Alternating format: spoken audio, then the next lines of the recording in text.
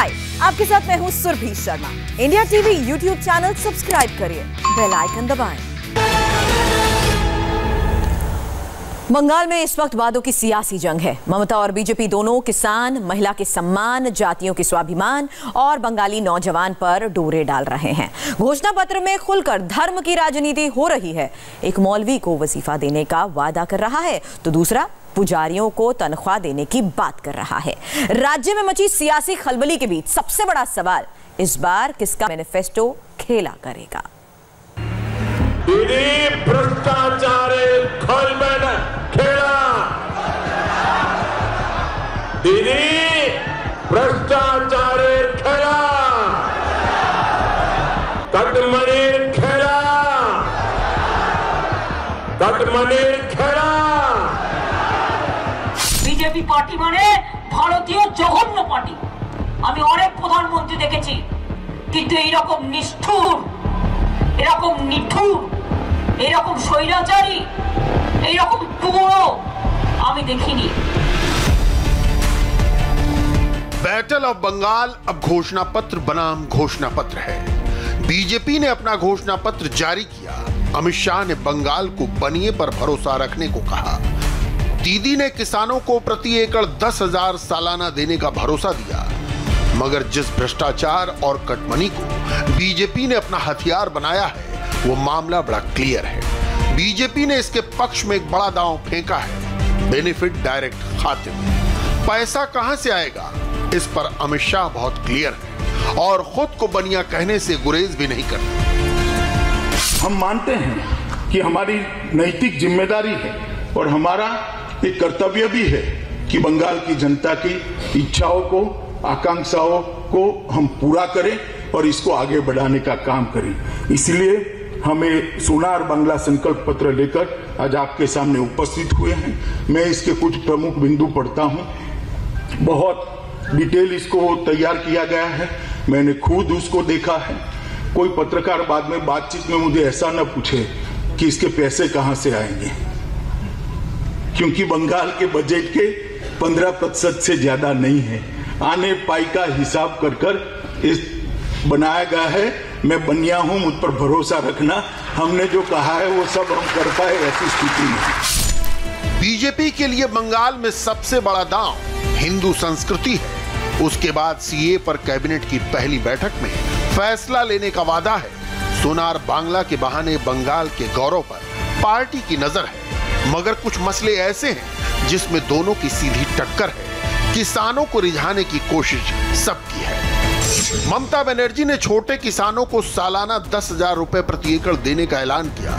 दीदी कृषि कानूनों के खिलाफ आंदोलन को अपने पक्ष में मोड़ने की कोशिश में है। ये मोदी सरकार की 6,000 सालाना वाली योजना की काट निकालने का भी प्रयास है। तो बीजेपी का संकल्प पत्र कहता है भूमिहीन किसानों को सालाना 4,000 की अलग सहायता देंगे। पीएम किसान निधि का लाभ सीधे किसानों को बैंक अकाउंट में मिलेगा, यानी किसान को कुल 18,000 तक का लाभ। अब सवाल है, जनता का भरोसा किस पर है? बीजेपी, टीएमसी और बाकी सभी पार्टियों ने अपना घोषणा पत्र जारी कर दिया है, वादे किए गए हैं, लेकिन सबसे बड़ी बात है कि जनता किसके वादों पर भरोसा करके बटन दबाती है, वो मायने रखता है। बीजेपी एक तरफ डीबीटी यानी सीधे खाते में पैसे की बात कर रही है, महिलाओं को 33% रिजर्वेशन देने की बात कर रही है, महिलाओं को फ्री ट्रेवल देने की बात कर रही है, तो दीदी यूनिवर्सल बेसिक इनकम के तहत SC ST को 500 और 1,000 रुपये पर महीना देने की बात कर रहे हैं। युवा भी हमारे साथ हैं, बुजुर्ग भी हमारे साथ हैं। युवा के तौर पर आप क्या सोच रहे हैं? दोनों पार्टियों ने अपना अपना मैनिफेस्टो रख दिया है, किसके मैनिफेस्टो या किसके वादे में दम लग रहा है? बंगाल में तो अभी लग रहा है कि खेला होवे। खेला होवे तो खेला होवे का मतलब क्या है? खेला होवे का तो होगा, दीदी की तरफ ही जाएगा। बंगाल में आज तक इतना डेवलपमेंट हुआ है। देखिए, एक बात सुनाई दे रहा है कि काटमानी के बारे में आप लोग बोल रहे हैं। देखिए, ये तो काटमानी हम जैसे जनरल आदमी का तो कोई बात नहीं है। हम मान लीजिए कलकत्ता से हम यहाँ चंदन नगर ऑफिस करने के लिए आते हैं। पहले जमाना के में तो ये पॉसिबल नहीं था। अभी सड़क जो है इतना बढ़िया बन गया, तो अभी मेरा फ़ायदा हुआ कि नहीं? अब मैंने देखा कि हमारा ऑनरेबल प्राइम मिनिस्टर जी बोल रहा है कि हम लोग वो स्टेट गवर्नमेंट का एम्प्लॉय का ये देगा, वो देगा एम्प्लॉय का, लेकिन बेसिकली सेंट्रल गवर्नमेंट एम्प्लॉय का डीए बंद कर दिया पहली बार। 1947 से कभी ऐसा नहीं हुआ है। तो जो मुंह से बोल रहा है काम पे वैसा नहीं हो रहा है, लेकिन दीदी जैसा कि मुंह में बोल रहा है वैसा ही काम हो रहा है। चुनाव नजदीक आ गए हैं, बंगाल का युवा क्या सोच रहा है? दीदी ने कुछ वादे किए हैं, कुछ बीजेपी ने किए हैं। अब आपका फैसला आने का वक्त है, क्या मन में चल रहा है? हम तो लगता है कि बीजेपी आना चाहिए, देखते हैं क्या होगा। बीजेपी अगर आएगा तो अच्छा होगा, देखेंगे। किस बात पे? बीजेपी की कौन सी बात? कुछ आएगा ऐसे कुछ ही, और कोई क्या आपका जॉब ऐसे उतना बढ़ेगा, ऐसे ही कुछ होगा। अच्छा, आपको लग रहा है कि जॉब एक बड़ा मुद्दा है कि भाई बंगाल में अपने जॉब ये सब बहुत कम हो, मीन्स सब बेसी हुआ कि तो आपका কি বলে চাকরি বাকরি পায় না, চাকরি বাকরি পায় না, অনেকজন চাকরি ছাড়া বসে আছে। হ্যাঁ, এবার সব বিজি ফিজি এলে একটু আপনার ইন্ডাস্ট্রিগুলো বাড়বে, এইসব হবে, হ্যান ত্যান হবে। आएगा तो जॉब आएगा, आप ये सोच रहे हैं। बीजेपी अब की बार सबसे बड़ा जो दाव खेल रही है वो महिलाओं पे खेल रही है, कह रही है 33% आरक्षण देंगे, महिलाओं को फ्री एजुकेशन देंगे। तो क्या ये महिला वोटर इतनी मायने रखते हैं क्योंकि ममता दीदी का साथ रही हैं वो? तो क्या बीजेपी उनको तोड़ पाने में कामयाब रहेगी? और बीजेपी का जो कुल मिला के घोषणा पत्र है उसमें क्या लग रहा है आपको कि है उसमें दम की चुनौती दे पाए? ये तो आपका हर पार्टी ऐसे कुछ करते हैं, इलेक्शन से पहले वो कुछ लेके आते हैं कि ये करेंगे वो करेंगे। अल्टीमेटली ये देखना है कि जो भी पावर में आए, चाहे वो दीदी आए चाहे वो मोदी आए, जो भी आए, ये देखना है कि बंगाल के लिए एक्चुअली में क्या हो रहा है। क्या वो जो हमारा अभी के सिचुएशन से most of the people they have to go outside for job opportunities and all. तो हमें ये देखना है कि अगर हम यहाँ पे रह के अगर कोई भी सरकार जो आती है वो अगर कुछ हमारे लिए कर पाए तो वो बहुत बड़ी चीज़ होगी। तो सवाल ये है कि कौन कर पाएगा? 10 साल से ममता दीदी है, बीजेपी आरोप लगाती है कि आपने इंडस्ट्री को आने नहीं दिया, हम आएंगे तो इंडस्ट्री लाएंगे। क्या युवा इस वादे पे भरोसा कर रहे हैं? ये तो मुश्किल है, क्योंकि जब ममता दीदी आए थे वो भी एक ही बात कही थी कि जो 34 साल से थे वो इंडस्ट्री नहीं लाए थे, मैं लाऊंगी। बट अभी 10 साल से सब कोई देख रहा है कि कुछ एक्चुअली में नहीं हुआ है। तो ये भी देखना है अगर बीजेपी आए तो आता है कि नहीं। बट हाँ, ये भी सही है कि 10 साल से हम लोगों ने एक सरकार को टाइम दिया है, अभी अगर एक कुछ नया आए तो हम उसको भी देखना चाहते हैं कि क्या हो पाएगा। हर SC ST को 500 और 1000 रुपये महीना दिया जाएगा। बीजेपी कह रही है किसानों को सीधे 18,000 रुपये जो उधार अभी तक हो गई वो मिला के पहले किश्त मिलेगी। किसके दावे में दम लग रहा है? अभी भी वेस्ट बंगाल में जो लग रहा है, जो दीदी का पल में हवा ज़्यादा है। क्यों ना, अगर हम पेट्रोल डीजल या इस बारे में देखेंगे तो वहाँ पर जो ड्यूटी और टैक्स है, इस सेंट्रल टैक्स है और स्टेट टैक्स भी है। लेकिन जो KVP किसान विकास पत्र, MIS और उसके साथ साथ फिक्स डिपॉजिट का जो बैंक में जो इंटरेस्ट है वो कांग्रेस और UPA अमल में लगभग 10% का पास में था। लेकिन वो जब दिन के दिन चल रही है वो अभी 4% में घटक गया है। इसमें जो लोग 60+ है वो लोग तो बहुत परेशान है, बहुत परेशान है। और तो दीदी तो इंटरेस्ट रेट नहीं मैनिपुलेट कर सकती या मैनेज कर सकती, वो तो एक सेंटर का मुद्दा है। क्या इन्हीं बातों पर आप बंगाल का फैसला करेंगे? ये तो ऑफकोर्स क्यों ना, जब बंगाल में एक केंद्रीय पार्टी चुनाव लड़ रहा है तो उसको तो हमको देखना पड़ेगा ही। अच्छा, केंद्रीय पार्टी की परफॉर्मेंस के आधार पर तय? हाँ, ऑफकोर्स। तो क्या ये मुकाबला मोदी वर्सेस ममता मान लिया जाए? हाँ, मोदी वर्सेस ममता। बंगाल में जातिगत समीकरण पर ऐसा फोकस पहली बार दिख रहा है।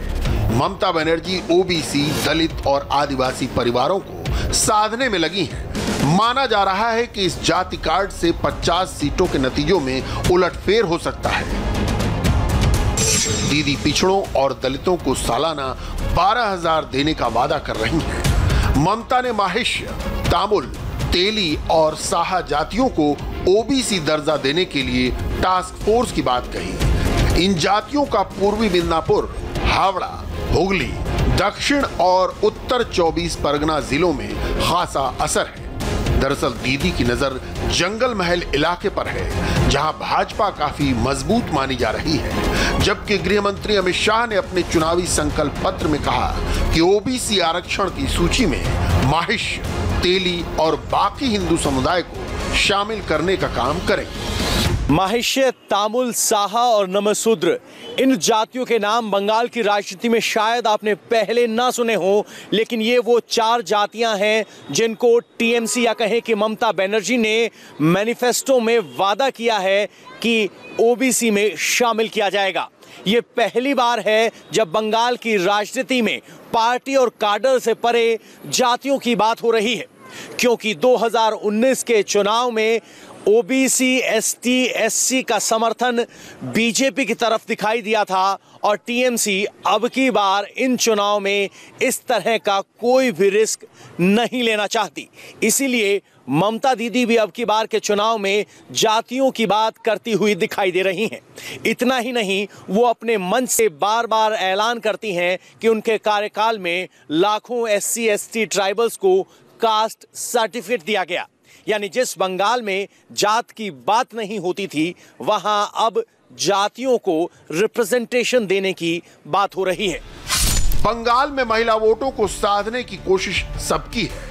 महिलाओं की ताकत बंगाल में अहम है। बंगाल की महिला पुरुषों के पीछे नहीं जाती, वो ओपिनियन बदलने का मादा रखती है।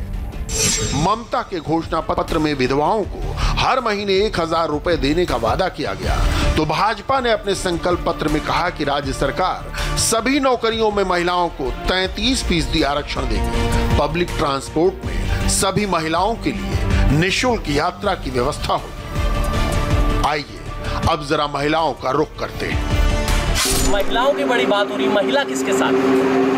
महिला तो ममता दीदी के साथ ही रहेंगी। किस बात में? जैसे बंगाल में जो अच्छा की हैं, तो उसके लिए तो वही रहेंगी। अच्छा, वही रहेंगी। हाँ, यदि बीजेपी अच्छा करेंगी तो बीजेपी आगे निकल जाएंगी। अच्छा, यदि अच्छा करेंगी तो क्या वो यदि वाला मौका मिल सकता है? शायद। हाँ। तो कह रही है ममता दीदी ने अच्छा काम किया, लेकिन अगर दीदी के अलावा मोदी अच्छा काम करे या बीजेपी अच्छा काम करे तो मौका मिल सकता है। मैम, आप क्या सोच रहे हैं? फीमेल्स के लिए 33% रिजर्वेशन की बात हो रही है, फ्री ट्रांसपोर्ट की बात हो रही है, एजुकेशन की बात हो रही है, बीजेपी कर रही है। दीदी कुछ योजनाएं पहले से चलाती आ रही है। महिला वोटर क्या सोच रही है? पहले तो बात यह है कि वोट के आगे बहुत लोग, बहुत पार्टी बहुत सारा वादा करता है, लेकिन वो नहीं होता है। शायद आप पकड़िए 80% होता है, हमारे पास आते आते वो 10% हो जाता है कि कोई लोग वो नहीं जानते हैं। तो ये पार्टी पॉलिटिक्स जो है, ये साइड पे रख के हम लोगों को मतलब खुद से प्रोटेक्ट करना चाहिए। इन लोगों के ऊपर हम आप एज ए फीमेल वोटर क्या सोच रही हैं? किस तरह की पिक्चर बनती जा रही है 2021 का चुनाव? किसका पलड़ा भारी या किसके दावे में दम? मेरे को जितना पता है, ठीक है, तो अगर आप काम अच्छा करते हैं तो आपको वोट मिलेगा। इतना प्रचार करने की जरूरत नहीं है। तो अच्छा काम किया है दीदी ने? मेरे ऊपर जो, अगर आप आम जनता की नजर से देखना चाहेंगे तो मेरे लिए तो कुछ नहीं किया है। मैदान में तीसरा मोर्चा भी खड़ा है। कांग्रेस, लेफ्ट और पीरजादा का संयुक्त मोर्चा भी कानून के राज, शिक्षा के क्षेत्र में विकास, सेहत की देखभाल और बुनियादी ढांचे में सुधार, उद्योग की स्थापना और बांग्ला संस्कृति के संरक्षण और सामाजिक सुरक्षा जैसे मुद्दों को लेकर मैदान में है। मगर उसके मुद्दों पर जनता में बहस तकरीबन नहीं है। बंगाल ने इस बार लड़ाई को ममता बनाम मोदी ही बना रखा है। बंगाल चुनाव से जुड़ी एक बड़ी खबर आ रही है। डिटेल इस ब्रेक के बाद। हाय, आई एम सुरभि शर्मा। खबरों से अपडेट रहने के लिए India TV YouTube channel subscribe करिए, साथ में बेल आइकन जरूर दबाएं। जुड़े रहें इंडिया टीवी के साथ।